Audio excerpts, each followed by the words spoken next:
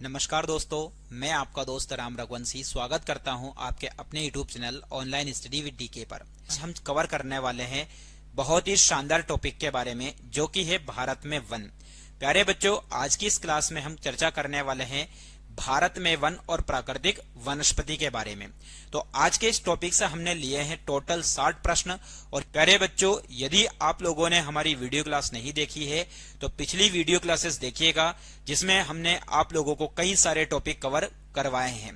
तो चलिए आज की इस क्लास की शुरुआत करते हैं बहुत ही शानदार और ललन टॉप प्रश्नों के साथ। पहला प्रश्न आप लोगों के सामने, भारत का सबसे बड़ा वनस्पति संग्रहालय कहाँ स्थित है? तो प्यारे बच्चों, आप लोगों के सामने एक प्रश्न दे रखा है कि भारत का सबसे बड़ा वनस्पति संग्रहालय कहाँ पर है। तो मैं वनस्पति संग्रहालय की बात करूं तो आप लोगों को ये पता होना चाहिए कि ये कहाँ पर है। तो इस वनस्पति संग्रहालय की बात करें तो ये इतना बड़ा वनस्पति संग्रहालय है कि जिसे लघु वन के नाम से जाना जाता है। ये जो वनस्पति संग्रहालय है, इसकी विशेषता ये है कि कहा जाता है कि ये लगभग 270 प्लस एकड़ जमीन में फैला हुआ है। इतना बड़ा एक संग्रहालय है, जिसका नाम यदि देखा जाए तो जगदीश चंद्र बोस के नाम पर इसका नाम है। ठीक है, जगदीश चंद्र बोस के नाम पर ये बना हुआ है। जो कि कहां पर बना हुआ है बच्चों, बस यही प्रश्न है हमारा। तो ध्यान रखना, ये बना हुआ है कोलकाता में। अब कोलकाता कहां पर बसा हुआ है? तो कोलकाता बसा हुआ है बच्चों कौन सी नदी के किनारे? ये हुगली नदी के किनारे बसा हुआ शहर है। कौन सा? कोलकाता। यदि हम वनस्पति संग्रहालय की यदि हम बात करें तो यहां पर जो है ऐसा कहा जाता है कि 12,000 से भी जीवित बहुवर्षीय पौधे हैं यहाँ पर। ठीक, तो किससे ज्यादा? 12,000 से भी ज्यादा पौधे यहाँ पर हैं। वहीं यहीं पर जाना जाता है कि जो वनस्पति संग्रहालय है, यहाँ पर बहुत सारे प्रकार के घर आपको देखने को मिलेंगे। जैसे ताड़ घर आपको देखने को मिलेगा यहीं पर, इसके अंदर आपको रसीला घर यहीं पर देखने को मिलेगा, वहीं आपको कैक्टस घर देखने को मिलेगा। और ऐसा एक बहुत ही महत्वपूर्ण फैक्ट जो कि आप लोगों को पता होना चाहिए, एक सबसे पुराना बरगद का पेड़ भी यहाँ पर देखने को मिलेगा, जिसके बारे में कहा जाता है, आप लोगों ने यदि सुना हो, कि ये इतना पुराना पेड़ है जिसे कई लोग दुनिया का सबसे बड़ा पेड़ मानते हैं। ठीक, इस उद्यान में जो पेड़ है इसे ग्रेट बरगद का पेड़ कहते हैं। ग्रेट बरगद, ठीक, यानी कि महान बरगद का पेड़ के नाम से जाना जाता है। चलिए अगले प्रश्न की चर्चा करते हैं। उससे पहले मैं आप लोगों को बता दूं कि जो हम प्रश्न लेते हैं उस प्रश्न का पूरा निचोड़ आप लोगों के सामने रखते हैं बच्चों। यदि आपको वीडियो पसंद आता है तो वीडियो को लाइक करना ना भूलें। ठीक है, क्योंकि यहां पर आपकी स्क्रीन के सामने एक प्रश्न है, लेकिन मैंने उससे आपको 5 से 6 प्रश्न अलग से ही बनाकर दिए हैं यहाँ पे। ठीक है, चलिए अगला प्रश्न आपके सामने, भारतीय वन अनुसंधान संस्थान भारत के किस शहर में स्थित है? बहुत ही अच्छा प्रश्न है आप लोगों के सामने कि भारतीय वन अनुसंधान संस्थान भारत के किस शहर में स्थित है। ये नई दिल्ली में है, हैदराबाद में है, देहरादून में है, शिमला में है। यदि हम इस प्रश्न की यदि अपन बात करें बच्चों, तो इस प्रश्न का जो उत्तर है वो है क्या? देहरादून। देहरादून पड़ता कहां पर है बच्चों? तो ध्यान रखना, देहरादून की यदि हम अपन बात करें तो देहरादून पड़ता है उत्तराखंड में। कहां पर पड़ता है? ये उत्तराखंड में पड़ता है। यदि इसकी हम बात करें कि इसकी स्थापना कब होती है, तो भारतीय वन अनुसंधान संस्थान की स्थापना होती है 1878 में। कब होती है ये? 1878 में, एक स्कूल के रूप में, यानी कि 1878 में एक विद्यालय के रूप में इसकी क्या होती है? शुरुआत होती है। और जब इसकी शुरुआत हुई थी तो इसका नाम स्टार्टिंग में जो था वो इंपीरियल फॉरेस्ट रिसर्च इंस्टीट्यूट था। ध्यान रखना, क्या था इसका प्रारंभ में नाम? Imperial forest research institute. Forest research institute के नाम से जाना जाता था पहले, है ना। ये पूछा जा सकता है, आप लोग याद रखिएगा, इंस्टीट्यूट। ठीक, ये वेरी वेरी मोस्ट इंपोर्टेंट। बाकी अभी किस नाम से जाना जाता है? तो FRI, ठीक, फॉरेस्ट रिपोर्ट इंस्टीट्यूट के नाम से जाना जाता है। चलिए अगला प्रश्न आप लोगों के सामने है, भारतीय वनस्पतिक सर्वेक्षण बॉटनिकल सर्वे ऑफ इंडिया का मुख्यालय कहां पर है? तो बॉटनिकल सर्वे ऑफ इंडिया की यदि अपन बात करें कि बॉटनिकल सर्वे ऑफ इंडिया कहां पर है, तो ये आपका लखनऊ में है, दार्जिलिंग में है, कोलकाता में है, उटकमंड में है। तो प्यारे बच्चों, भारतीय वनस्पति संरक्षण की यदि अपन बात करें या बॉटनिकल सर्वे ऑफ इंडिया, तो ये भारत के किस शहर में स्थित है? तो ये है कोलकाता में। वहीं यदि अपन बात करें इसके बारे में, तो इसकी स्थापना कब होती है? तो इसकी स्थापना होती है बच्चों 1890 में। कब होती है ये? 1890 में होती है। वहीं यदि देखा जाए इसकी विशेषता के बारे में, तो इसकी विशेषता क्या है? तो पौधों के आर्थिक गुणों की पहचान करना मुख्य रूप से क्या है इसका उद्देश्य। पौधों के आर्थिक गुणों की, पौधों के आर्थिक गुणों की पहचान करना। ठीक, ये किसका उद्देश्य है? तो ये बॉटनिकल सर्वे ऑफ इंडिया का उद्देश्य है। वहीं यदि देखा जाए तो देश के जंगली पौधे के संसाधनों का वर्गीकरण करना। ठीक, तो जंगली पौधे के संसाधनों का वर्गीकरण करना भी किसका उद्देश्य है बच्चों? तो बॉटनिकल सर्वे ऑफ इंडिया का है। चलिए अगला प्रश्न आपके सामने, वन महोत्सव निम्नलिखित में से किससे संबंधित है? तो वन महोत्सव वृक्षों को काटना, वृक्षारोपण, वृक्षों का आनुवांशिक परिवर्तन, खेती में बढ़ोतरी। तो वन महोत्सव का जो उद्देश्य है एक तरीके से देखा जाए तो पर्यावरण को कहीं ना कहीं सुरक्षा पहुंचाना, ठीक, या पर्यावरण को संरक्षण प्रदान करना इसका मुख्य उद्देश्य है। तो इसके लिए कहीं ना कहीं जो ज्यादा से ज्यादा जरूरी है बच्चों वो है वृक्षारोपण। ठीक है, इसलिए इस प्रश्न का उत्तर हो जाएगा वृक्षारोपण। अगला प्रश्न है, चिपको आंदोलन किससे संबंधित है? चिपको आंदोलन आपके सामने ऑप्शन है क्या? वन्य जीव संरक्षण, वन संरक्षण, वैज्ञानिक कृषि, वनों का उन्मूलन करना। तो चिपको आंदोलन की यदि हम बात करें तो चिपको आंदोलन जो संबंधित है बच्चों वो है वन संरक्षण से। किससे संबंधित है ये? वन संरक्षण से। अब यहां पर मैं आप लोगों को बता दूं, वन्य जीव की यदि ये बात आई है तो वन्य जीव को लेकर एक दिवस मनाया जाता है, विश्व वन्य जीव दिवस। तो विश्व वन्य जीव दिवस जो मनाया जाता है बच्चों वो याद रखिएगा 3 मार्च को मनाया जाता है। कब मनाया जाता है ये? 3 मार्च को। और विश्व वन दिवस की यदि हम बात करें कि विश्व वन दिवस कब मनाया जाता है तो ये भी आप लोगों को पता होना चाहिए कि विश्व वन दिवस जो मनाया जाता है ये मनाया जाता है बच्चों 21 मार्च को। कब मनाया जाता है ये? 21 मार्च को। ठीक है, चलिए अगले प्रश्न की चर्चा करते हैं। भारत में सबसे बड़ा क्षेत्र या सबसे बड़े क्षेत्र में फैले हुए वन कौन से हैं? भारत के सबसे बड़े क्षेत्र में फैले हुए वन कौन से हैं? तो यह है उष्णकटिबंधीय सदाबहार वन, उष्णकटिबंधीय पर्णपाती वन, पर्वतीय वन, मैंग्रोव वन। पर्वतीय वन वो वन होते हैं बच्चों जो एक तरीके से कहां पर पाए जाते हैं? पर्वत पर पाए जाते हैं। दूसरी बात, मैंग्रोव वन क्या होते हैं? तो मैंग्रोव वन वहां पाए जाते हैं जहां की मिट्टी या जहां का क्षेत्र कैसा होता है? लवणीय होता है, या जहां का क्षेत्र लवण युक्त होता है वहां पर पाई जाती है मैंग्रोव वनस्पति। ठीक, उष्णकटिबंधीय पर्णपाती जो भारत का मध्यवर्ती क्षेत्र है वहां पर पाई जाती है। और उष्णकटिबंधीय सदाबहार वन वो वन जो सारे क्षेत्र में पाए जाते हैं। तो इस प्रश्न का जो उत्तर हो जाएगा वो उत्तर हो जाएगा बच्चों क्या? उष्णकटिबंधीय पर्णपाती वन। ठीक, तो ज्यादा से ज्यादा क्षेत्र पर फैले हुए हैं वो कौन से हैं? उष्णकटिबंधीय पर्णपाती वन है। ये आप लोगों को क्या करना है? याद रखना है बच्चों। ठीक है, चलिए अगला प्रश्न है आप लोगों के सामने। चलिए अगला प्रश्न है, भारत में अति सघन वनों का सर्वाधिक क्षेत्र किस राज्य में पाया जाता है? बच्चों ये आप लोगों को बताना है। क्या है प्रश्न आप लोगों के सामने? प्रश्न है, भारत में अति सघन वनों का सर्वाधिक क्षेत्र किस राज्य में, मतलब कौन सा ऐसा राज्य है जहां पर वन जो है पास पास बसे हुए हैं? जहां पर वन जो है कैसे बसे हुए हैं? पास पास बसे हुए हैं। ऐसा राज्य कौन सा है? तो अरुणाचल प्रदेश, मध्य प्रदेश, महाराष्ट्र, उड़ीसा। तो इस प्रश्न का जो उत्तर है बच्चों वो है अरुणाचल प्रदेश। तो अति सघन सर्वाधिक क्षेत्र किस राज्य में है? तो यह है अरुणाचल प्रदेश। बाकी सर्वाधिक क्षेत्रफल की यदि अपन बात करें कि सर्वाधिक क्षेत्रफल कहां पर है, तो सर्वाधिक क्षेत्रफल पर पाए जाने वाले वन जो है वो मध्य प्रदेश में है। और यदि प्रतिशत में यदि अपन बात करें कि प्रतिशत में ज्यादा वन कहां पर है, तो प्रतिशत में वन जो है बच्चों वो याद रखिएगा मिजोरम में है। कहां पर है? मिजोरम। बाकी क्षेत्रफल में कहां पर है? तो मध्य प्रदेश में है। और अति सघन वन यानी कि पास पास बसे हुए की स्थिति में बात करें तो वो कौन सा राज्य है? अरुणाचल प्रदेश में है। ये आप लोगों को याद रखना है। चलिए बच्चों अगला प्रश्न है, प्यारे बच्चों ये लेवल फर्स्ट के अंतर्गत आने वाले प्रश्न हैं जिसमें मैंने टॉप 60 प्रश्नों की चर्चा की है। अभी तो 8 ही हुए हैं, हमने टोटल 60 प्रश्न की चर्चा की है। यदि आपने पूरी क्लास को देखा तो 60 से मान के चलिए कि आपके 100 क्वेश्चन कवर होने वाले हैं आज की इस छोटी सी क्लास से। ठीक है, भारत के निम्न उक्त क्षेत्रों में से कौन सा चीड़ के वनों से संबंधित है? तो चीड़ के जो वन है उनसे संबंधित क्षेत्र कौन सा है?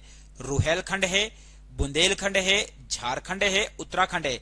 तो जो चीड़ के वृक्ष हैं यदि देखा जाए बच्चों, कौन से वृक्ष? चीड़। तो ये चीड़ के वृक्ष उस क्षेत्र में पाए जाते हैं जो लगभग थोड़ा ऊंचाई पर बसा हुआ क्षेत्र होता है। कौन से क्षेत्र पर? ऊंचाई पर बसा हुआ क्षेत्र। तो यदि देखा जाए तो ऊंचाई वाला जो क्षेत्र है वो एक ही है जो कि उत्तराखंड है। इसलिए इस प्रश्न का सही उत्तर हो जाएगा बच्चों क्या? उत्तराखंड।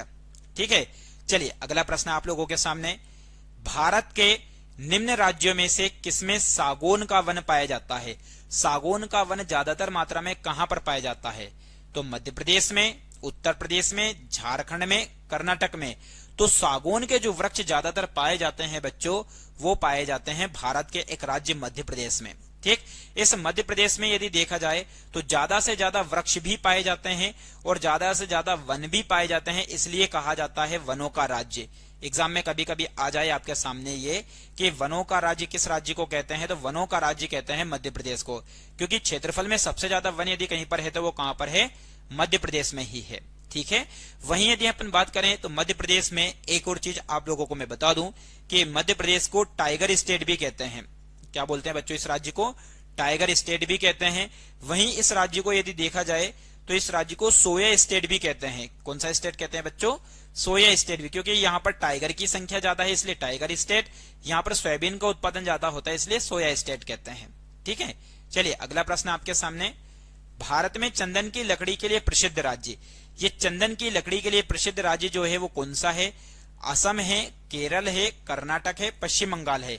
ये वही चंदन है जो पुष्पा में आप लोगों ने देखा था बच्चों। ठीक है, तो पुष्पा मूवी के अंतर्गत जो चंदन आप लोगों ने देखा था या उसी चंदन की बात हो रही है। तो चंदन के लिए फेमस राज्य कौन सा है, तो आपके सामने 4 ऑप्शन दे रखे हैं। इन 4 ऑप्शन में से इसका सही उत्तर है बच्चों कर्नाटक राज्य। कौन सा राज्य है, कर्नाटक। कर्नाटक जो है फेमस आप लोगों को पता होना चाहिए, ये सोने के लिए भी प्रसिद्ध है, सोना यानी कि गोल्ड। अब गोल्ड के लिए यहाँ की जो प्रसिद्ध खजान है वो आप लोगों को बता दूं मैं, हट्टी एवं कोलार की खान। किसकी बेटा, हट्टी एवं कोलार की खान, जो कि किसके लिए फेमस है, ये सोने के लिए। और इसके लिए एक मूवी जो कि आप लोगों को पता है, सोने के लिए जो मूवी बनी है वो है KGF, और कहीं ना कहीं चंदन के लिए जो मूवी बनी है वो कौन सी बनी है, पुष्पा बनी है। ये आप लोगों को याद रखना है।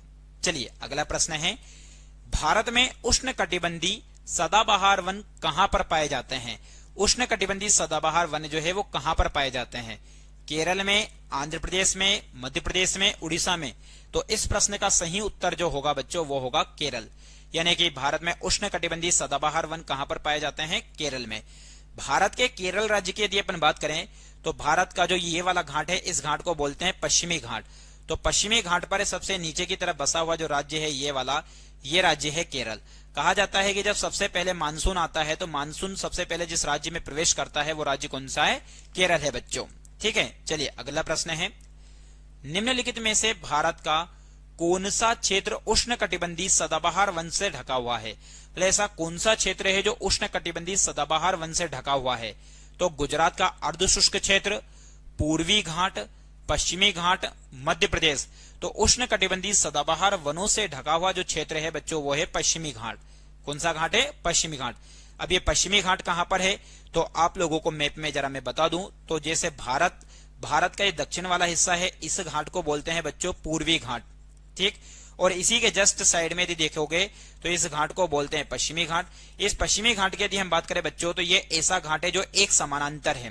कैसा है ये, एक समानांतर, मतलब कि यदि देखा जाए तो ये कटा फटा नहीं है, बल्कि कटा फटा जो घाट है, कटा हुआ, तो वो घाट कौन सा है, पूर्वी घाट है।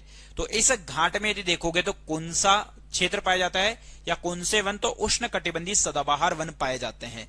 वहीं सबसे ज्यादा जैव विविधता भी यहाँ पर पाई जाती है, जैव विविधता, क्योंकि जब वन है तो सीधी सी बात है यहाँ पर क्या होगी, जैव विविधता।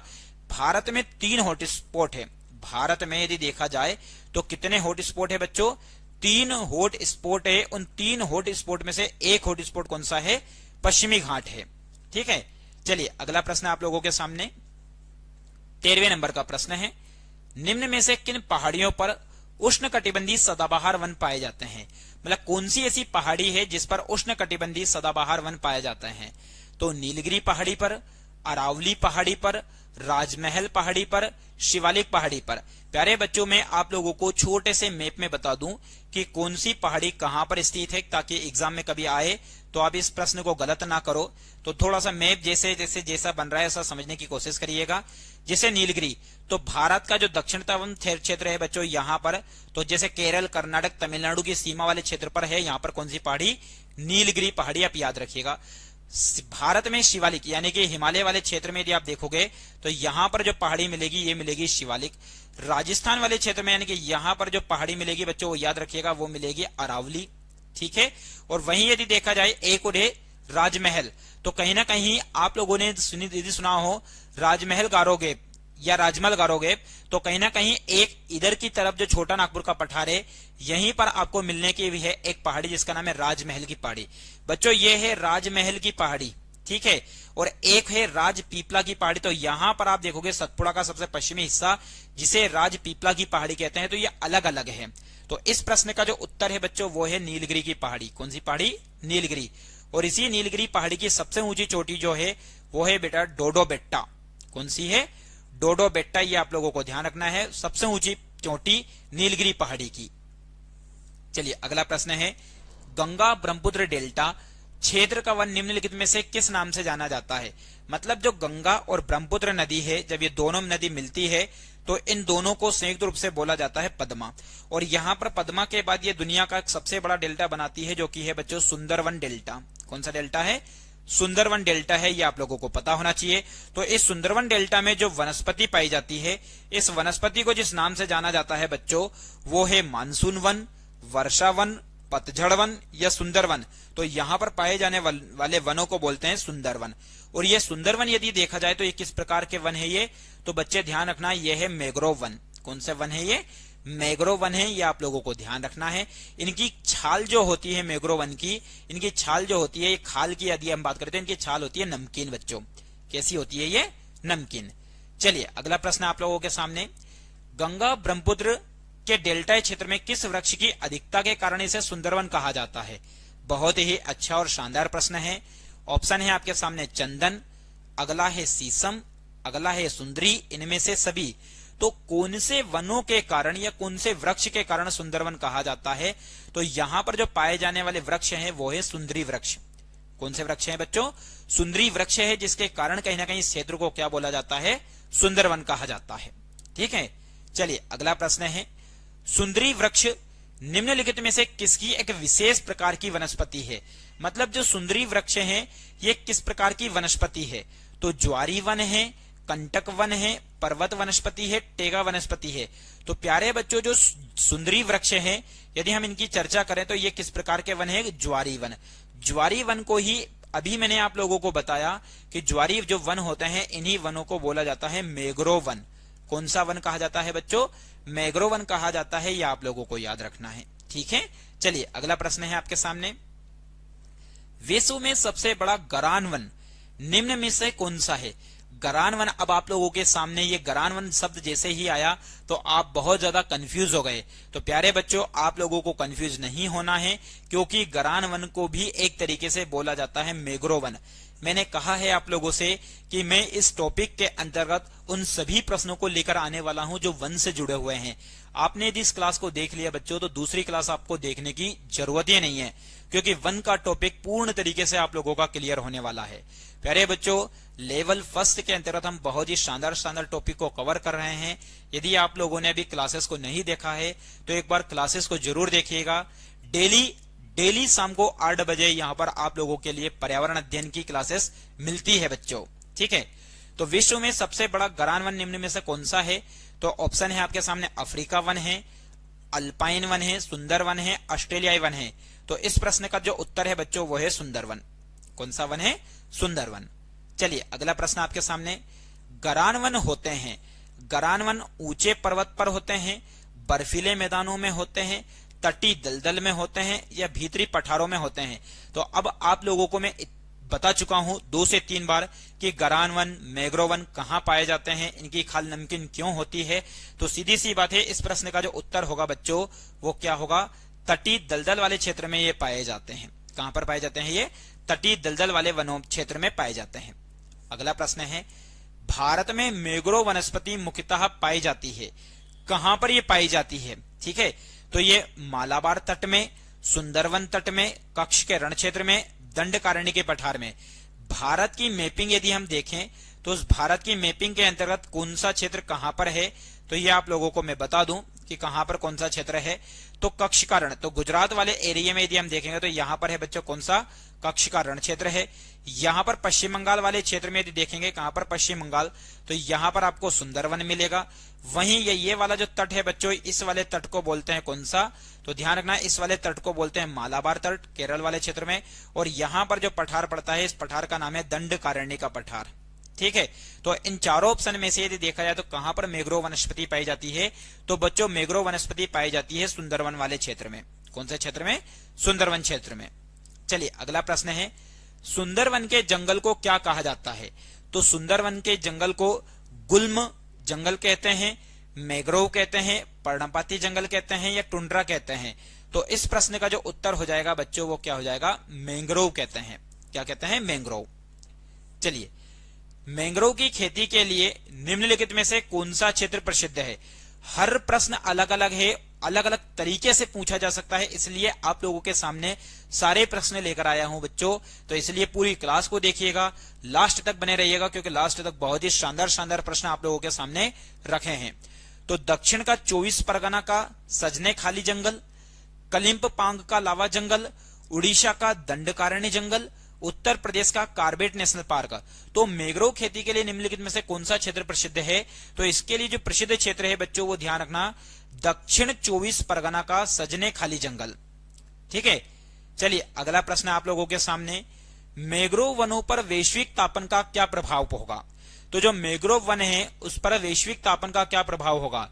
तो ऑप्शन है आपके सामने, वे अधिक प्रचुरता से पैदा होंगे, मैंग्रोव के विशाल क्षेत्र जलमग्न हो जाएंगे, कार्बन सिंक्स के रूप में उनकी भूमिका अधिक महत्वपूर्ण हो जाएगी, उपयुक्त का और का दोनों।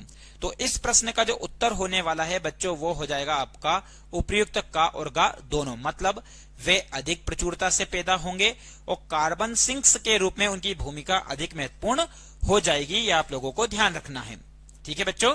चलिए अगला प्रश्न और शानदार प्रश्न आप लोगों के सामने, पूर्वी भारत का सुंदरवन का एक उदाहरण है। क्या है बच्चों प्रश्न आपके सामने? कि पूर्वी भारत का सुंदरवन का एक उदाहरण है। ऑप्शन है आप लोगों के सामने, बहुत अच्छा और शानदार प्रश्न, वन पारिस्थितिक तंत्र का, मैंग्रोव पारिस्थितिक तंत्र का, घास स्थल पारिस्थितिक तंत्र का, समुद्री पारिस्थितिकी तंत्र का। तो प्यारे बच्चों इस प्रश्न के यदि हम उत्तर की यदि हम बात करें तो इस प्रश्न का जो उत्तर होने वाला है वो होने वाला है आपका समुद्री पारिस्थितिकी तंत्र का। किसका? समुद्री पारिस्थितिकी तंत्र का। क्योंकि पूर्वी भारत का जो सुंदरवन है ये एक तरीके से देखा जाए तो समुद्र के पास में ही स्थित है। किसके पास में स्थित है? समुद्र के पास में स्थित है बच्चों। ठीक है। चलिए अगला प्रश्न आप लोगों के सामने 24वें नंबर का प्रश्न है। ठीक है। जो वन चक्रवातों के अवरोधकों का कार्य करते हैं वे वन कौन से हैं? तो अल्पाइन वन है, मैंग्रोव वन है, एवरग्रीन वन है, मानसून वन है। मतलब जो एक तरीके से यदि देखा जाए बच्चों तो भारत में मानसून की जो उत्पत्ति होती है एक तरीके से चक्रवात से ही होती है। किससे होती है? चक्रवात। तो उनको रोकने का कार्य कौन से वन करते हैं? तो उनको रोकने का जो कार्य करते हैं बच्चों वो ध्यान रखना, वो कौन से वन करते हैं? Mangrove one. चलिए अगला प्रश्न आपके सामने, अमेजनी वन एक प्रकार का है। तो अमेजन के जंगल में पाए जाते हैं। वैसे आप लोगों को पता होगा पृथ्वी का फेफड़ा किसको कहा जाता है? क्या? पृथ्वी का फेफड़ा। तो पृथ्वी का जो फेफड़ा है बच्चों वो अमेजन के जंगल को कहा जाता है। ठीक है। तो ये किस प्रकार के वन है? उष्ण कटिबंधी वर्षा वन है, शीतोष्ण वर्षा वन है, शीतोष्ण सदाबहार वन है, उष्ण कटिबंधी मौसमी वन है। तो इस प्रश्न का उत्तर जो हो जाएगा बच्चों वो है उष्ण कटिबंधी वर्षा वन। कैसे वन है ये? उष्ण कटिबंधी वर्षा वन है, ये आप लोगों को याद रखना है। अगला प्रश्न है, भारत में वर्षा वन पाए जाते हैं तो वर्षा के दौरान ज्यादा से ज्यादा विकास करने वाले जो वन है वो भारत में कहां पाए जाते हैं? तो भारत में मध्य भारत में पाए जाते हैं, पूर्वी घाट में, उत्तर पूर्वी हिमालय और पश्चिमी घाट में, उत्तर पश्चिमी हिमालय और पूर्वी घाट में।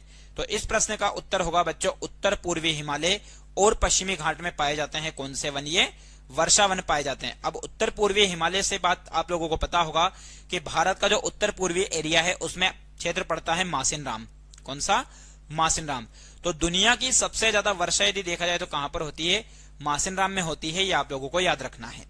चलिए अगला प्रश्न है, विश्व की भूमि का कितना क्षेत्र उष्ण कटिबंधी वर्षा प्रचुर वन है? यानी कि जो पृथ्वी है उस पृथ्वी के कितने क्षेत्र पर उष्ण कटिबंधीय वन पाए जाते हैं? तो 2% पर पाया जाता है, 7%, 10%, 15%। तो इस खूबसूरत से प्रश्न के उत्तर की यदि अपन बात करें बच्चों तो इस प्रश्न का जो उत्तर हो जाएगा वो हो जाएगा 10%। यानी कि विश्व के कुल भूभाग के 10% में जो उष्णकटिबंधीय वन है वो पाए जाते हैं। ठीक है, चलिए अगला प्रश्न है, उष्णकटिबंधीय वर्षा वन में सामान्य रूप से पाए जाने वाला पौधा है कि जो उष्णकटिबंधीय वर्षा वन है इसमें कौन सा पौधा पाया जाता है? तो आर्किड, देवदारू, चीड़, यूकेलिप्टस। तो इस प्रश्न के उत्तर की बात करें बच्चों तो इसके अंतर्गत जो पाए जाने वाला वृक्ष है वो याद रखिएगा वो है आर्किड। कौन सा है वृक्ष? आर्किड है। अब यहां पर यूकेलिप्टस के बारे में मैं बता दूं आप लोगों को कि ये इस प्रकार का वृक्ष है कि इसके आसपास यदि देखा जाए तो इसके आसपास कोई सा भी वृक्ष जो है वो कहीं ना कहीं बाहर या फिर उद्गमित नहीं हो सकता। क्यों नहीं हो सकता? क्योंकि ये यूकेलिप्टस जो पौधा है इन पौधे के पानी को सोख लेता है। पानी को क्या कर लेता है?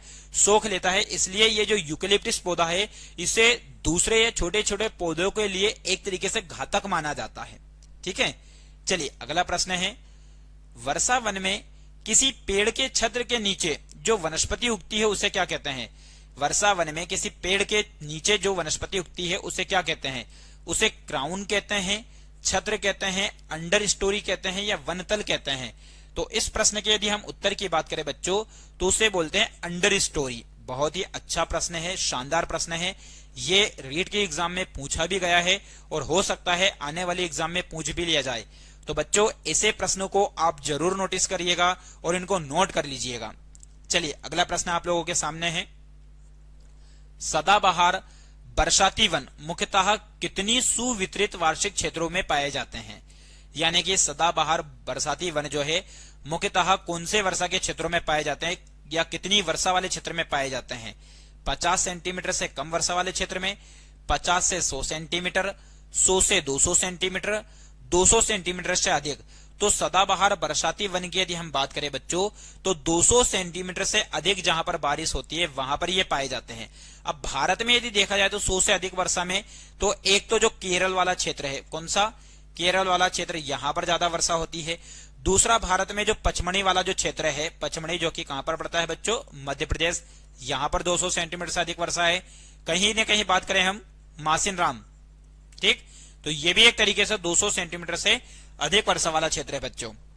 ठीक है, चलिए अगला प्रश्न आप लोगों के सामने 31वां प्रश्न है, साल और सागौन के वृक्ष किसके बच्चों? साल और सागौन के वृक्ष निम्नलिखित में से किस प्राकृतिक वनस्पति पट्टी में पाए जाते हैं? जो वनस्पति है उस वनस्पति में जो है कौन सी पट्टी ऐसी है जिसमें साल और सागौन के वृक्ष मिलते हैं? तो वो शीतोष्ण वन है, विषुवती वन है, उष्णकटिबंधीय वन है या फिर मिश्रित वन वाला क्षेत्र है? तो प्यारे बच्चों इस प्रश्न का उत्तर जो होगा वो होगा उष्णकटिबंधीय वन। सर उष्णकटिबंधीय वन होते क्या हैं? तो उष्णकटिबंधीय वन वो वन होते हैं बच्चों जो एक तरीके से जो ट्रॉपिकल जोन जो होता है, कौन सा जोन? Tropical zone. अब ट्रॉपिकल जोन का मतलब एक तरीके से जो विषुवत क्षेत्र वाला जो इलाका होता है उसमें जो वन पाए जाते हैं उन वनों को एक तरीके से उष्णकटिबंधीय वन कहते हैं। ठीक है, या जो अक्षांशीय विस्तार के आसपास पाए जाने वाले जो वन होते हैं उन्हें उष्णकटिबंधीय वन कहते हैं।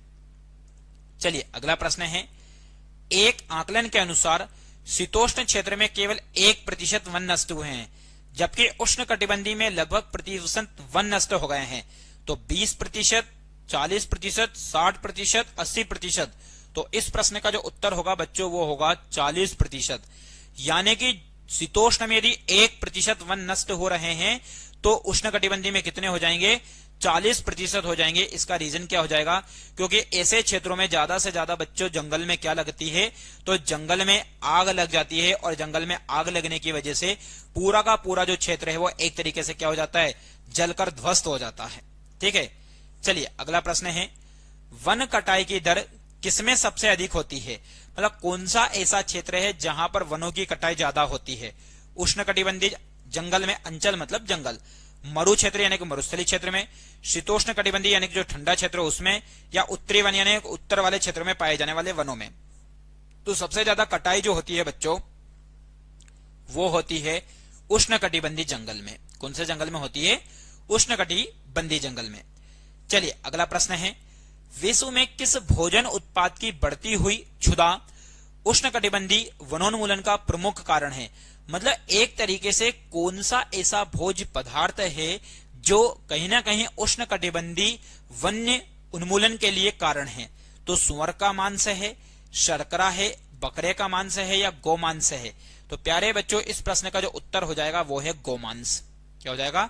आजकल गोमांस के लिए भी एक तरीके से देखा जाए तो गोमांस के लिए उष्णकटिबंधीय वनों को क्या किया जा रहा है? काटा जा रहा है बच्चों। ठीक है, अगला प्रश्न आपके सामने, सदाबहार किस्म के वन कहां पाए जाते हैं? तो मानसून जलवायु क्षेत्र में, मरु क्षेत्र में, भूमध्य सागरीय क्षेत्र में या भूमध्य रेखीय क्षेत्र में? तो सदाबहार किस्म के जो वन पाए जाते हैं बच्चों, ये पाए जाते हैं भूमध्य रेखीय क्षेत्र में। कहां पर पाए जाते हैं? ये भूमध्य रेखीय क्षेत्र में पाए जाते हैं, ये आप लोगों को पता होना चाहिए। अगला प्रश्न है आपके सामने 36वें नंबर का प्रश्न है। प्यारे बच्चों टोटल 60 प्रश्न की मैंने इसमें चर्चा की है। यदि आप आखिरी तक यदि जुड़े रहते हैं तो आप ये मान के चलिए कि वन से संबंधित या प्राकृतिक वन से संबंधित जो भी आपके अंदर डाउट है वो सारे के सारे डाउट आज की क्लास में क्लियर होने वाले हैं। प्यारे बच्चों यदि आपको वीडियो पसंद आ रहा हो और यदि हमारी क्लासेस आपको पसंद आ रही हो तो वीडियो को लाइक करें, चैनल को यदि सब्सक्राइब नहीं किया है तो चैनल को सब्सक्राइब जरूर करें बच्चों। ठीक, ऑनलाइन स्टडी विद डीके आप लोगों के लिए बहुत मेहनत कर रहा है। यदि आप लोग इसकी मेहनत को यदि सलाम करना चाहते हैं या इसकी मेहनत को कुछ देना चाहते हैं तो बस एक ही चीज है कि आप इस चैनल को क्या करें? सब्सक्राइब करें बच्चों। ठीक है, प्रश्न है आपके सामने कि भारत के निम्नलिखित क्षेत्रों में से किस एक में मैंग्रोव वन, सदापर्णी वन और पर्णपाती वनों का संयोजन है? मतलब कौन सा क्षेत्र है जहां पर ये तीनों प्रकार के वन पाए जाते हैं? कौन कौन से? मैंग्रोव वन, सदापर्णी वन और कहीं ना कहीं पर्णपाती वन पाए जाते हैं। तो उत्तर तटीय आंध्र प्रदेश, दक्षिण पश्चिम बंगाल, अंडमान और निकोबार द्वीप समूह या दक्षिणी सौराष्ट्र? तो प्यारे बच्चों इस प्रश्न का जो उत्तर हो जाएगा वो हो जाएगा अंडमान और निकोबार द्वीप समूह। तो भारत का जो एक तरीके से देखा जाए तो बंगाल की खाड़ी में जो द्वीप समूह है, इस द्वीप समूह को जिस नाम से जाना जाता है बच्चों वो है अंडमान और निकोबार द्वीप समूह, जिसकी राजधानी की यदि अपन बात करें तो जिसकी राजधानी है पोर्ट ब्लेयर। क्या है बच्चों? Port Blair. और अंडमान निकोबार द्वीप समूह में एक तरीके से जो वन पाए जाते हैं उसमें कौन कौन से प्रकार के वन है? मैंग्रोव वन है, सदापर्णी वन है और पर्णपाती वन है। तो एक तरीके से वनों का घर वाला क्षेत्र है ये। अगला प्रश्न है, भारत में निम्नलिखित में से किस क्षेत्र में विविध अंतः समुद्री पेड़ पौधों तथा प्राणी जात का संरक्षण करने का जैव रिजर्व यानी कि बायो रिजर्व है? यानी कि कौन सा ऐसा क्षेत्र है जहां पर बायो रिजर्व है? तो लक्षद्वीप है, अंडमान और निकोबार द्वीप समूह है, दमन और दीव है, दादर नागर हवेली है। तो इस खूबसूरत से प्रश्न का जो उत्तर होगा बच्चों वो होगा अंडमान और निकोबार द्वीप समूह होगा। ठीक, वहीं अंडमान निकोबार द्वीप समूह की यदि हम बात करें तो यहां पर आप लोगों को पता होना चाहिए अंडमान निकोबार द्वीप समूह, यहां पर ही एक द्वीप समूह है जिसका नाम आप लोगों को पता होना चाहिए जो कि पंबन जो कि कहां पर है? तो आप लोगों को बता दूं मैं, पंबन भारत और श्रीलंका के बीच में जो छोटी छोटी द्वीपों की श्रृंखला है वहां पर है कौन सा द्वीप? पंबन द्वीप है। यहीं पर जो अंडमान निकोबार है, इस अंडमान निकोबार पर एक द्वीप है जो कि है बैरन द्वीप। कौन सा द्वीप है बच्चों? बैरन द्वीप। ठीक, जो कि एक किस प्रकार के ज्वालामुखी का उदाहरण है? तो बैरन द्वीप एक सक्रिय ज्वालामुखी का उदाहरण है। अब सभी बच्चे मुझे कमेंट करके बताइए कि जो अंडमान निकोबार द्वीप समूह पे जो निष्क्रिय ज्वालामुखी का उदाहरण है वो कौन सा है? चलिए अगला प्रश्न है, अधिकतम जैव विविधता वाला प्रदेश निम्नलिखित में से किस प्रकार का होता है? यानी कि जहां पर सबसे ज्यादा जैव विविधता पाई जाती है वहां पर कौन से प्रकार के वन क्षेत्र पाया जाता है? तो उष्णकटिबंधीय पाया जाता है, शीतोष्ण, मानसूनी या विषुवती? तो इस प्रश्न का जो उत्तर हो जाएगा बच्चों वो हो जाएगा क्या? विषुवती। यानी कि जहां पर ज्यादा से ज्यादा जैव विविधता पाई जाती है वहां पर वन का कौन सा क्षेत्र होता है या कौन सा प्रदेश होता है? तो वो होता है बच्चों विषुवती। विषुवती का मतलब है जो पृथ्वी है, पृथ्वी के बीच में से जो रेखा गुजरती है इसे विषुवत रेखा कहते हैं। और इसके आसपास वाले क्षेत्र में जो वन पाया जाता है वहां पर अधिकतर क्या पाई जाती है? जैव विविधता, यानी कि जीवों में पाई जाने वाली विभिन्नता। चलिए अगला प्रश्न आप लोगों के सामने है, खालिस्तान वनों में वृक्ष एक निश्चित मौसम में अपने पत्तों का त्याग देता है या अपने पत्तों को त्याग देते हैं? यानी कि कौन से ऐसे वन हैं जो एक तरीके से निश्चित मौसम के दौरान अपने पत्तों को त्याग देते हैं? तो सदाबहार वन कहलाते हैं, गरान वन कहलाते हैं, पर्णपाती वन कहलाते हैं या कटीले वन कहलाते हैं? तो प्यारे बच्चों इस प्रश्न का जो उत्तर हो जाएगा वो हो जाएगा पर्णपाती। ये नाम से स्पष्ट है, पर्ण यानी कि पत्तियां और पाती यानी कि उनको त्याग देना। तो ऐसे वन जो अपनी पत्तियों को त्याग देते हैं निश्चित समय पर, तो ऐसे वनों को पर्णपाती वन कहते हैं बच्चों। ठीक है, चलिए अगला प्रश्न आपके सामने है, निम्नलिखित में से कौन से वृक्ष वर्ष में एक बार अपनी पत्तियां गिरा देते हैं? तो ऐसे वन यदि देखा जाए तो पर्णपाती वृक्ष है, शंकुधारी वृक्ष है, सदाबहार वृक्ष है, पर्णपाती वृक्ष तथा शंकुधारी वृक्ष दोनों है। तो इस प्रश्न का जो उत्तर है बच्चों वो है पर्णपाती वृक्ष। अभी हमने आपसे बात की है, तो जो आप लोगों ने देखा है हमारे आसपास के क्षेत्र में जो पीपल, एक तरीके से देखा होगा आपने खाखरा या जिसे पलास कहते हैं वो आप लोगों ने देखा होगा, आम, तो ये क्या करते हैं वर्ष में एक बार अपनी पत्तियां गिरा देते, जैसे नीम हो गई। तो ये इस प्रकार के जो वन है ये कैसे वन कहलाते हैं? पर्णपाती वन कहलाते हैं। चलिए अगला प्रश्न है, पर्णपाती वृक्ष क्या होते हैं? अपने खाद्य के लिए दूसरों पर निर्भर रहेंगे, अपनी पत्तियां हर वर्ष गिराएंगे, अपनी पत्तियां नहीं गिराएंगे, अपने खाद्य का संश्लेषण करेंगे। तो पर्णपाती वृक्ष के बारे में अभी हम लोगों ने पढ़ा है, क्या करेंगे ये? अपनी पत्तियां हर वर्ष गिराएंगे और उनमें नई नई पत्तियां आएगी और उस पौधे का धीरे धीरे क्या होता रहेगा बच्चों? विकास होता रहेगा। चलिए अगला प्रश्न है आपके सामने, निम्नलिखित में से कौन उष्णकटिबंधी पतझड़ी पौधा है जो दक्कन के पठार की विशेषता है? यानी कि उष्णकटिबंधी पतझड़ी पौधा है जो कहां की विशेषता है? दक्कन के पठार की। तो वो वन है सागौन, शीशम, चंदन, साल। तो इस प्रश्न का जो उत्तर होगा बच्चों वो होगा क्या? चंदन। क्या होगा? चंदन होगा। अभी थोड़ी देर पहले हमने बात की थी कि चंदन भारत के कौन से राज्य में फेमस है, तो ध्यान रखना वो है चंदन की लकड़ी कर्नाटक राज्य। ठीक है, चलिए अगला प्रश्न आप लोगों के सामने है, घटती उत्पादनशीलता के क्रम में पारिस्थितिकी तंत्र में निम्नलिखित में से कौन सा क्रम सही है? यानी कि घटती उत्पादनशीलता मतलब ऐसा जो है कहीं ना कहीं जिनकी उत्पादन क्षमता धीरे धीरे कम हो रही है पारिस्थितिकी तंत्र में, तो वो क्रम कौन सा है? तो मैंग्रोव, सागर, घास मैदान, झील, सागर, झील, घास मैदान, मैंग्रोव, सागर, मैंग्रोव, झील या घास का मैदान, मैंग्रोव, घास का मैदान, झील या सागर। तो इस प्रश्न की यदि हम बात करें तो इस प्रश्न का जो उत्तर होगा बच्चों वो है क्या? सी, यानी कि सागर, मैंग्रोव, झील और घास के मैदान, इनकी संख्या पारिस्थितिक तंत्र में धीरे धीरे क्या हो रही है बच्चों? कम हो रही है। ठीक है, चलिए अगला प्रश्न आप लोगों के सामने है, निम्नलिखित में से किसे वैश्विक विरासत का वन माना जाता है? मतलब एक तरीके से कितना प्यारा प्रश्न दे रखा है आपके सामने कि वैश्विक विरासत का वन किसको माना जाता है? उड़ीसा में नंदनकानन, असम में काजीरंगा, पश्चिम बंगाल में सुंदरवन, पश्चिम बंगाल में भारतीय वनस्पति उद्यान शिवपुर। तो वैश्विक विरासत के रूप में जिसको माना जाता है बच्चों, तो वो माना जाता है किसको? पश्चिम बंगाल में सुंदर वन को माना जाता है। बल्कि पश्चिम बंगाल में भारतीय वनस्पति उद्यान जो कि कहां पर है? शिवपुर। और शिवपुर कहां पर पड़ता है? ये कोलकाता में। जो किसके नाम पर है? हमने स्टार्टिंग में बात की थी, जगदीश चंद्र बसु के नाम पर है ये। चलिए अगला प्रश्न है आपके सामने, वृक्षाच्छादित क्षेत्र सर्वाधिक है, मतलब कौन से क्षेत्र में सबसे ज्यादा वन है? तो पूर्वी दक्कन में, उत्तरी मैदानी क्षेत्र में, पश्चिमी तटी में, पूर्वी तट में। तो इस प्रश्न का जो उत्तर हो जाएगा बच्चों वो हो जाएगा पूर्वी दक्कन में। कहां पर हो जाएगा?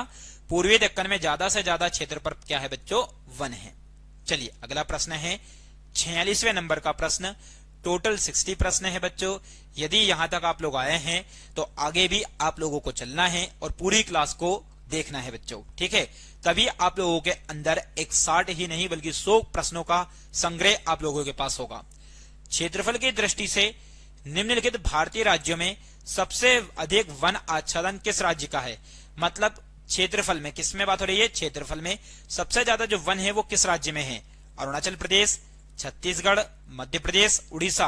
तो इस प्रश्न का जो उत्तर हो जाएगा बच्चों वो क्या हो जाएगा? मध्य प्रदेश। क्या हो जाएगा? मध्य प्रदेश हो जाएगा, जो कि आप लोगों को पता होना चाहिए क्योंकि मैं आप लोगों को बता चुका हूं इससे पहले भी। ठीक है, चलिए अगला प्रश्न आप लोगों के सामने, वन आच्छादन के कम होने का कारण, यानी कि जो पृथ्वी है इस पृथ्वी पर जो वन कम हो रहे हैं वो किसके कारण? तो कृषि के कारण, निर्माण उद्योग के कारण, बढ़ती हुई आबादी के कारण, पर्यटन और तीर्थ यात्रा के कारण। तो इस प्रश्न का जो उत्तर हो जाएगा बच्चों वो हो जाएगा बढ़ती हुई आबादी। यानी कि आज वर्तमान में आप देख रहे हो जनसंख्या की वृद्धि हो रही है, जिससे कहीं ना कहीं वन क्षेत्र जो क्या हो रहा है? कम हो रहा है बच्चों। ठीक है, चलिए अगला प्रश्न है 48वें नंबर का प्रश्न, वन कटाई से मृदा का तेजी से संक्षारण होता है। बिल्कुल सही बात है कि वनों के कटने से मृदा का तेजी से क्या होता है, संक्षारण होता है। उप भूपृष्ठीय जल के प्रवाह पर किसी प्रतिकूल प्रभाव पड़ता है। ये दोनों कारक सबसे बुरी तरह किसे प्रभावित करते हैं? ये दोनों कारक किसको सबसे ज्यादा प्रभावित करते हैं? मानव संसाधन को, पारिस्थितिकी प्रणाली को, जलवायु को, स्थानीय वनस्पति को। तो प्यारे बच्चों, ये सबसे ज्यादा जिस चीज को प्रभावित करते हैं ये करते हैं पारिस्थितिकी प्रणाली को। किसको प्रभावित करते हैं? पारिस्थितिकी प्रणाली को। चलिए अगला प्रश्न है, आपके सामने जोड़ी दे रखी है और आपको सुमेलित करना है कि कौन सी जोड़ी किसके साथ आएगी। तो उष्णकटिबंधीय आर्द्र पर्णपाती वन, इसका संबंध किससे है? तो इसका संबंध आप लोगों को बताना है बच्चों। तो मैं आप लोगों को सीधा बता दूं यहाँ पे। तो उष्णकटिबंधीय आर्द्र पर्णपाती वनों का जो संबंध है वो है अरुणाचल प्रदेश से। कहां से बच्चों? अरुणाचल प्रदेश से, यानी कि पहले का आ है। वहीं यदि देखा जाए तो उष्णकटिबंधीय आर्द्र पर्णपाती, ठीक, तो ये कहां पर है? तो ध्यान रखना है, ये आप लोगों के कहां पर पाई जाती है? तो ये पाई जाती है तराई वाले क्षेत्र में। ये दोनों लगभग सेम ही हैं, ठीक। तीसरा है अल्पाइन। तो अल्पाइन कहां पर पाई जाती है? तो बच्चों मध्य गंगा के मैदान में पाई जाती है। और उष्णकटिबंधीय सदाबहार कहां पर पाई जाती है? तो ये सह्याद्री, सह्याद्री जिसे कि पश्चिमी घाट कहा जाता है। क्या कहा जाता है बच्चों? पश्चिमी घाट कहा जाता है, जो कि आप लोगों को याद रखना है, ठीक है। तो इस प्रश्न का उत्तर यानी कि पहले का आ, तो पहले का आ केवल एक ही जगह दे रखा है जो कि इसमें है, तो ये वाला उत्तर सही हो जाएगा। बाकी ये दोनों एक जैसे हैं तो आप इसको ऊपर भी लगा सकते हैं, नीचे भी लगा सकते हैं, ठीक है। चलिए अगला प्रश्न है, आपको 50वें प्रश्न में भी आपको मिलान करना है और मिलान करने पर बताना है कि इसका सही उत्तर क्या है। तो मैं आप लोगों को यहाँ पर जोड़ी में बता देता हूं कि शीशम, शीशम जो वन है ये किस प्रकार का वन है बच्चों? तो ये एक तरीके से पतझड़ी वन है। झाड़ियां, झाड़ियां एक तरीके से देखा जाए बच्चों तो ये शुष्क वन है, ठीक। वहीं यदि भुर्ज, भुर्ज की यदि अपन बात करें तो किस प्रकार के वन है? ये अल्पाइन वन। और सुंदरी वृक्ष जो है वो किस प्रकार के वन है? तो मैंग्रोव वन या फिर गरान वन। तो इस प्रकार से यदि पहले का देखा जाए तो तीसरा, तो पहले का तीसरा यानी कि आबासा, तो ये आप लोगों को मिलेगा केवल एक ही जगह यानी कि डी वाले में, ठीक है बच्चों। तो इसलिए इस प्रश्न का उत्तर हो जाएगा डी। चलिए अगला प्रश्न है आपके सामने, बहुत ही अच्छे और शानदार प्रश्न है बच्चों, जो कि आपको एक ही प्रश्न से 4-4 प्रश्न आपको सोल्व होने को मिल रहे हैं, ठीक है। तो निम्नलिखित को सुमेलित कीजिए। सागौन वन, देवदार वन, सुंदरी और सिनकोना, मतलब कौन सा वन कहां पर पाया जाता है? तो इस प्रश्न की यदि अपन बात करें बच्चों तो कहीं ना कहीं सागौन वन। तो सागौन वन की यदि मैं बात करूं आपसे कि सागौन वन जो है वो कहां पर पाया जाता है? तो सागौन, ध्यान रखना, ये हिमालय के उच्च पर्वतीय क्षेत्र में पाया जाता है, ठीक है। वहीं यदि देखा जाए तो देवदार वन, तो देवदार वन कहां पर पाया जाता है? तो देवदार वन, ध्यान रखना, हिमालय के तराई क्षेत्र में पाया जाता है, ठीक। वहीं यदि सुंदरी वृक्ष की यदि अपन बात करें तो ये कहां पर पाया जाता है? सुंदरवन वाले क्षेत्र में पाया जाता है। और सिनकोना वन कहां पर पाया जाता है? तो ध्यान रखना, ये मध्य भारत में पाया जाता है। तो इस प्रकार से यदि देखा जाए तो पहले का डी, यानी कि पहले का डी एक ही जगह है जो कि है गा वाले ऑप्शन में, यानी कि पहले का सी उत्तर सही है बच्चों, ठीक है। तो 51वें नंबर के प्रश्न का उत्तर क्या है? सी। यानी कि अभी तक मैं आप लोगों को 51 प्रश्न करवा चुका हूं, अभी 9 प्रश्न और बाकी है, जिससे आपको बहुत अच्छी जानकारी मिलने वाली है। अगला प्रश्न है, अधिकतम ऑक्सीजन किससे उपलब्ध होती है? तो सबसे ज्यादा जो ऑक्सीजन मिलती है वो किससे मिलती है? हरे जंगल से, रेगिस्तान से, घास के मैदान से, पादप प्लवक पुंज से। तो प्यारे बच्चों, इस प्रश्न का जो उत्तर होगा, ज्यादा से ज्यादा जो ऑक्सीजन प्राप्त होती है वो पादप प्लवक पुंज से होती है, ठीक है। अगला प्रश्न है, निम्नलिखित में से कौन वनस्पति फाइबर का आधार है? कि वनस्पति फाइबर का जो आधार है वो किसको माना जाता है? सेलुलोज को, प्रोटीन को, वसा को या तेल को? तो वनस्पति फाइबर की यदि अपन बात करें बच्चों तो वनस्पति फाइबर का जो आधार है, ध्यान रखना, वो है सेलुलोज, ठीक। चलिए अगला प्रश्न है, निम्नलिखित में से कौन वनस्पति फाइबर का आधार है? तो फाइबर का आधार कौन सी वनस्पति है? तो हेलोफाइट्स है, जीरोफाइट्स है, हेलीफाइट्स है या सारोफाइट्स है? तो इस प्रश्न का जो उत्तर होगा बच्चों वो होगा क्या? हेलोफाइट्स, जो कि आप लोगों को ध्यान रखना है। किसका आधार है ये? तो ये फाइबर का आधार है बच्चों। चलिए 55वें नंबर का प्रश्न है, किस प्रकार के वन मुख्यतः सेवालों तथा काई से बने होते हैं?